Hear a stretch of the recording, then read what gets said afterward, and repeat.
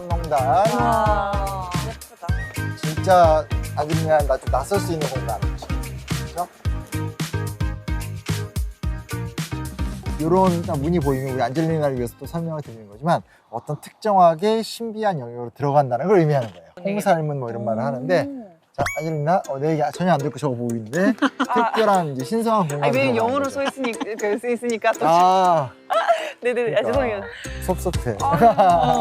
우와, 근데 신기하게 이 어딘가 들어올 것만 같은 이 입구가 4개가 있네요.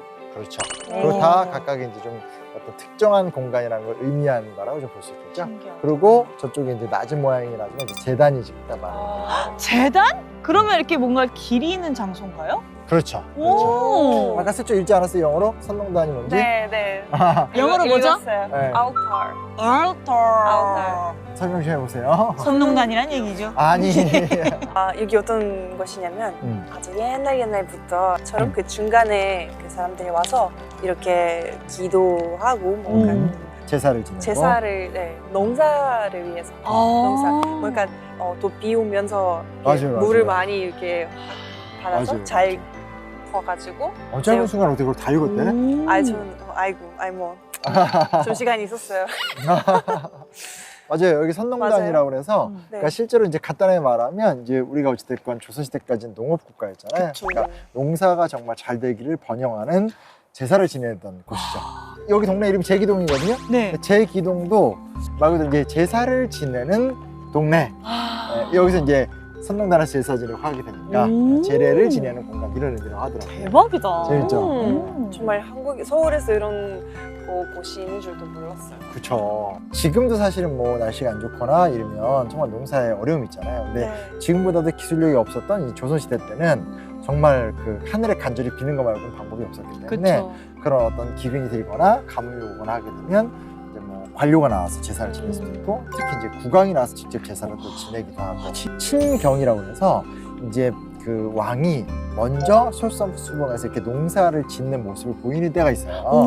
왕은 친경을 하고 왕비는 친잠을 한다고 그래서 이 왕은 이제 농사를 짓는 모습, 왕비는 이제 무명, 천을 뜨는 작업들 이런 것들을 하게 되는데 이 인근에서 이제 조선의 마지막 황제였었던 순종 황제가 네. 친경, 그러니까 직접 백성들 앞에서 백성들의 어떤 공공함을 이해하는 측면, 또 농사가 잘 되기를 바라는 측면으로 이렇게 농사를 짓는 모습도 사진에 남겨져 있기 때문에 우와. 사진으로? 네, 아무래도 이제 조선의 마지막 이야기니까 1910년대, 20년대 때 이야기니까 사진으로 볼 수 있죠. 그런 것들 보면 그만큼 이제 국가 지도자가 어떻게 이 백성들의 삶을 또 챙겨야 되는지 자료가 하나 있거든요. 이거 한번 좀 읽어보세요. 네.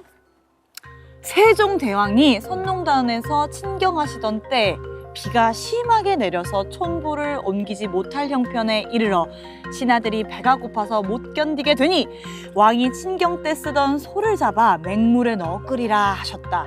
고기 끓인 국물에 소금을 넣어 먹으니 이것이 바로 설농탕이 되었다.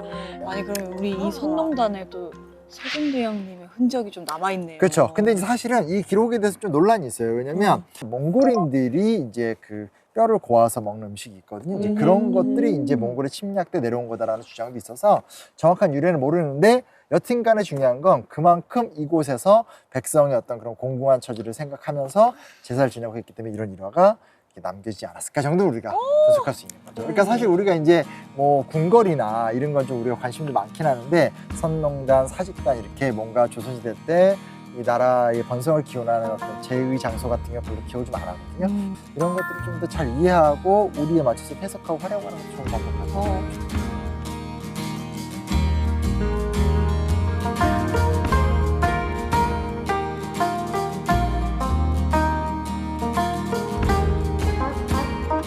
자, 오늘 어땠어요? 저는 이야기를 들으면서 사실 우리 용한 오라버니께서 본인의 이제 어린 시절에 이야기를 하면서 이 지리 앞으로 이런 방송 안 대해서 찍을 거야. 오늘 하셨잖아요. 너무 라떼는 위주여서. 네. 네. 근데 이게 참 역사라는 게 그런 것 같아요. 내가 있는 장소에 흔적들이 모여서 생기는 게 역사인 것 같아요. 정말 옛날 조선시대의 모습들의 지금 청량리의 모습과 많은 차이가 있잖아요. 근데 그런 것들을 제가 느끼는 지금 청량리의 느낌하고는 정말 다른데 이렇게 둘러보면서 이야기를 들으니까 너무 쏙쏙 박힌다.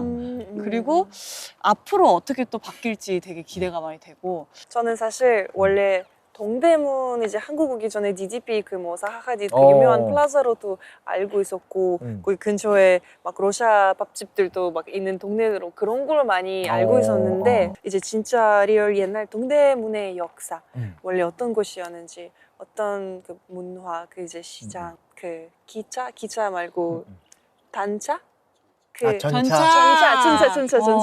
전차 그런 것도 너무 오늘 많이 배워서 정말 이제 뭔가 동대문에 대한 또 느낌이 되게 많이 바뀌었어요. 그렇죠. 그 생각난 김에 좀 정확하게 말씀드리면 우리가 이제 여기 동대문 구잖아요. 근데 원래는 이제 동대문의 바깥쪽이 동대문 구였어요. 근데 이게 이제 계속적인 행정구역의 변동이 있다 보니까 지금 이제 동대문 바깥쪽의 일부도 이제 종로구로 들어간 부분도 있고 특히 이제 동대문도 있고 동대문 운동장 뭐 어떤 DDP 같은 것들이 있기 때문에 자꾸 동대문 하면 이제 동대문과 그 근처만 생각하는 경우가 있는데 실제로 이제 동대문구 안에 오늘 우리가 살펴본 것처럼 굉장히 많은 이야기가 있다라는 거죠. 사실 오늘 얘기 다 못했어요. 왜냐면 한국을 대표하는 박수근 같은 화가도 창신동에서 활동하다가 전동동에서 마지막 활동하고 돌아가시고 있거든요. 그래서 오늘 이 이야기를 계기로 해서 사실 한국 현대사의 가장 진한 사람들의 이야기가 담겨져 있는 동대문구의 역사가 많이 좀 알려졌으면 좋겠습니다. 그러니까. 근데 앞으로도 우리가 동대문구뿐만 아니라 정말 잘 알려지지 않았지만 재밌는 이야기가 많이 담겨 있는 장소를 찾아가는 게 아마 흔적의 꿈이 아닐까 생각이 듭니다. 그리고 저 아마 이 시장 단골로 그러니까 지금 그 진짜 우리 아름답게 마무리하고 있는데 혼자 잠깐만 다음 편에 와서 뭘 사가지 뭐 영지버섯 샀나 이게 더 아름다운 마무리 아닐까요? 언니 갑상선에 뭐가 좋다 했죠? 그렇죠. 초속장, 가서 초속장. 외국인 친구한테 또 막 소개하고 좋아요. 해주고. 자 오늘 아무튼 재밌었죠? 너무 재밌었습니다. 아쉽지만 동대문구 얘기는 여기까지 하고요. 다음에 다른 공간에서 또 흔적 이야기 나도록 하죠. 흔적을 남기러 가겠습니다. 오케이 갑시다. 역사 스테이!